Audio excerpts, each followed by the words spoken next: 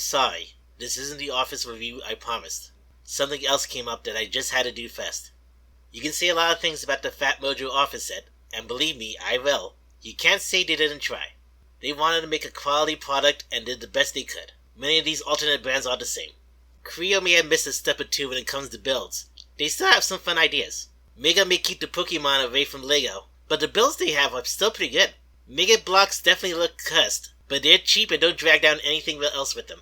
Even bootlegs either at least try to do something that Lego hasn't or wouldn't do, or make something that matches Lego. But none of them are as bad as the LGN of Interlocking Blocks. Forever Clever. According to their website, Forever Clever is an on-trend novelty company who seeks out premier licensing opportunities to provide the licenses and retail partners a one-stop shop for each individual license. They have licenses for Transformers, ouch, My Little Pony, ouch, Rise of the Teenage Mutant Ninja Turtles, ouch, and G.I. Joe, ow. And sadly, while walking into a 5 and below, I saw their next victim, the mighty Morphin Power Rangers.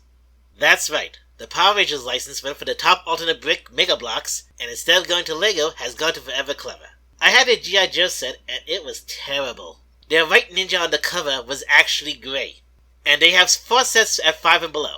The red, green, blue, and black Ranger, each with their own motorcycle, with the only difference being the color. So can Forever Clever redeem themselves, or... Okay, before the build I have to show you something.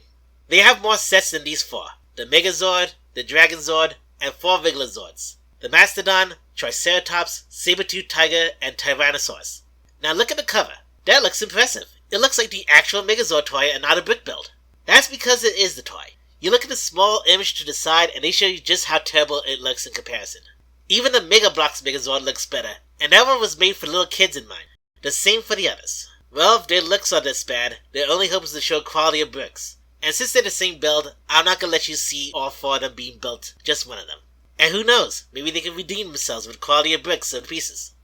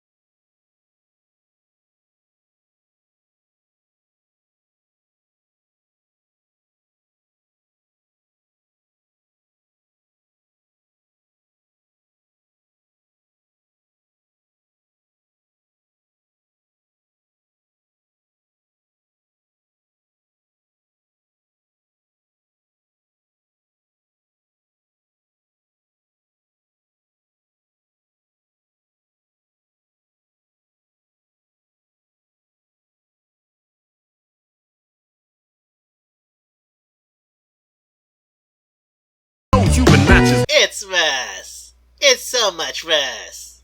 First, the Green Ranger's leg won't connect to the body. Great that they give me a second torso, but not a second pelvis to ensure your figures actually work. So how would you build a motorcycle for the Power Rangers? Forever Clever lives up to their name by using a method famous by Dave the Barbarian. Thinking quickly, Dave constructs a homemade megaphone using only some string, a squirrel, and a megaphone. That's right. Their first piece is a motorcycle. They want you to use this motorcycle to build a bulkier motorcycle. And with the Green Ranger, the actual build won't connect to the frickin' motorcycle. I had to use an extra piece they provided to let it stay in there. And the actual build itself is terribly scaled to the figure. Pieces that were supposed to be clear are not, a bunch of stickers and no instructions on where to place them. They expect you to use the box to do that. And the minifigure uses a helmet similar to the Mega Bloks version. Now what color would the head be? Would it be white like the rest of the costume? Nope, skin color.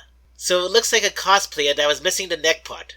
Next is the Black Ranger, and it's dressed in the green. For starters, since they're using the Green Ranger, this is around the time Zack was our Black Ranger. So since they showed the skin color, sure he's black, right?